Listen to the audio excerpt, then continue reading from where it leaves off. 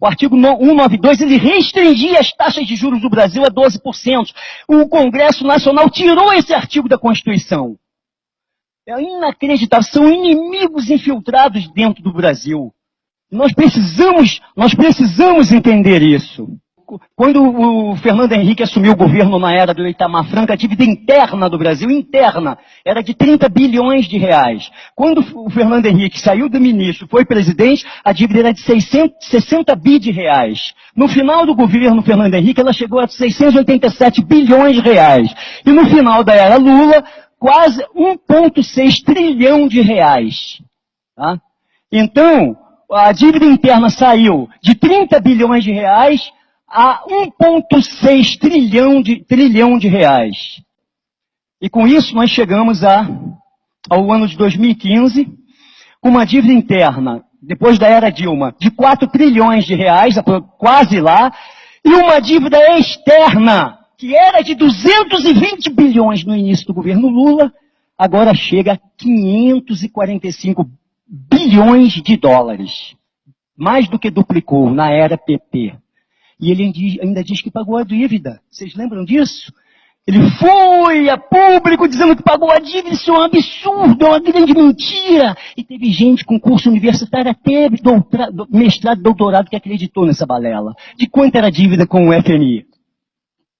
15 bilhões de reais. Ele pagou a dívida, mas emitiu o título, transformou isso em título da dívida externa, a 16% ao ano, e elevou a dívida externa para 4 trilhões de reais. É isso que está acontecendo no Brasil. Aí, em 2003, nós fizemos uma campanha no Rio de Janeiro, em 2003, no governo Lula, e já estávamos acusando esses crimes contra a nação brasileira. E a sangria era de 250 bilhões na época. Hoje é de 1 trilhão de reais. É o que se perde de receita anualmente com o serviço da dívida no país. 1 trilhão de reais. O que daria para fazer com esse dinheiro, meu Deus? O FHC, em 8 anos de governo, pagou 2 trilhões de reais de juros de serviço da dívida. 2 trilhões. E lá no início do governo dele, toda a dívida interna era de 60 bilhões. E ele já pagou 2 trilhões de reais de dívida.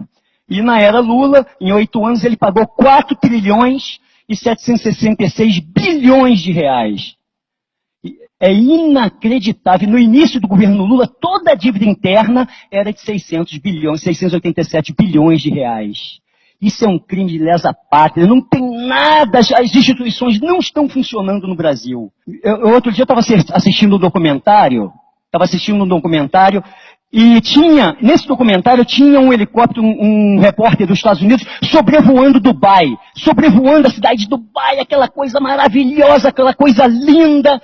E o repórter perguntou ao sheik que estava no helicóptero de luxo, parecia um disco voador, quanto tem de dinheiro aí em Dubai? Quanto vocês gastaram para construir isso? Fala aqui para mim, fala aqui para mim. Ele balançou, mas falou, 300 bilhões de dólares. Gente, eles construíram toda Dubai, toda a estrutura, toda aquela beleza daquela cidade do futuro com 300 bilhões de dólares. Quanto a gente paga de juros de serviço da dívida agora, de serviço da dívida?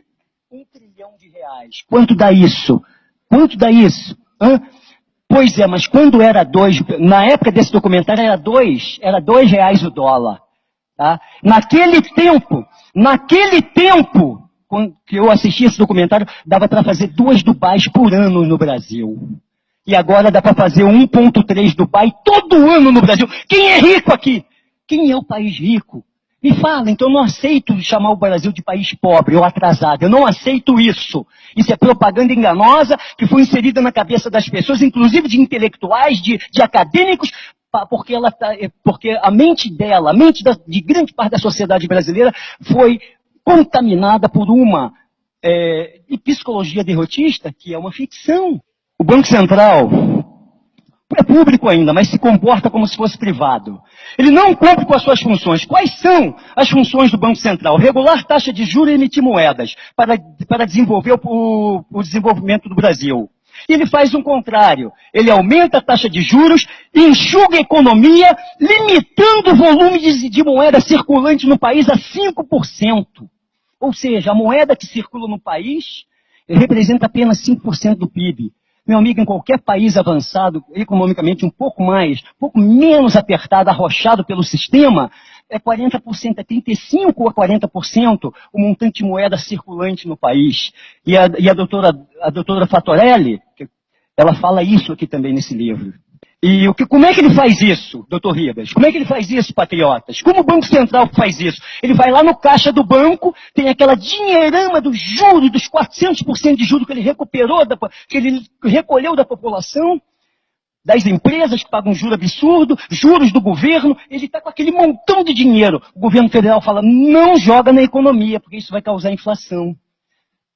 Não joga na economia, ele recolhe esse dinheiro todo do caixa do banco e não deixa o banco emprestar. E emite títulos para o banco. A doutora Fatorelli identificou de 12 a 14 maneiras diferentes de se extorquir o orçamento federal pelo sistema financeiro nacional e internacional. Se você tivesse uma dívida com o banco e você pudesse de forma unilateral decidir a taxa de juros, quanto você vai pagar para o banco? Você botaria a dívida lá no alto ou você daria a dívida mínima? Como é nos Estados Unidos ou no Japão, que é 0,2% ao ano. O governo federal, gente, o Banco Central, com uma política econômica e financeira suicida, ele decide de forma unilateral, porque ele tem o poder, ele tem o monopólio financeiro no país, que o Banco Central ainda é público no país, ele decide pagar juros estratosféricos. Isso é crime de traição à pátria, meu general, meu coronel, comandante do exército, por favor. Salve o povo brasileiro, salve os 50 mil brasileiros que estão morrendo todo ano em nosso país, salve os idosos que estão na porta dos hospitais, salve as nossas crianças, salve a pátria, meus militares. Porque o povo está fazendo o que pode. Outro crime que ele comete, você diz o governo abrindo a boca, falando de boca cheia que aumentou as reservas internacionais do Brasil, já viu isso? Aumentamos, o Brasil nunca teve uma reserva internacional tão grande. É outro golpe financeiro contra o país. Sabe o que eles fazem, doutor Ribas? Eles compram títulos do governo dos Estados Unidos, doutor Ribas, pagando quase zero de juros. E emite título da dívida interna, pagando 16% de juros. 16,5% de juros. É isso que eles fazem, é outra falcatrua que eles cometem contra a nação. É uma atrás da outra, é para acabar com a civilização brasileira. É para destruir tudo, para eles emergirem com um novo governo internacional, privado, uma ditadura internacional tão ferrenha que se a gente não reagir, se eles chegarem ao intento deles, nunca mais a humanidade se liberta. É só com intervenção divina. Então a gente não pode deixar isso acontecer. O que tem? O que é que tem de regular nas instituições brasileiras, meu Deus? É crime de traição à pátria. E para piorar, o comandante do exército, a quem todos obedecem, está submetido a um indivíduo, ao ministro da Defesa, que é membro titular, todos sabemos disso, de uma organização internacional que atenta contra a soberania do Brasil de forma sistemática, que é o Foro de São Paulo. Só isso já seria motivo suficiente para as Forças Armadas chamarem o povo. Cara, bota um tanque na rua e você vai ver a multidão que vai atrás. O povo vai atrás, gente. Os 7 milhões vão se transformar em 50 milhões na rua. Eu tenho certeza absoluta. Nós precisamos preparar o Brasil para isso, porque talvez a única saída seja essa.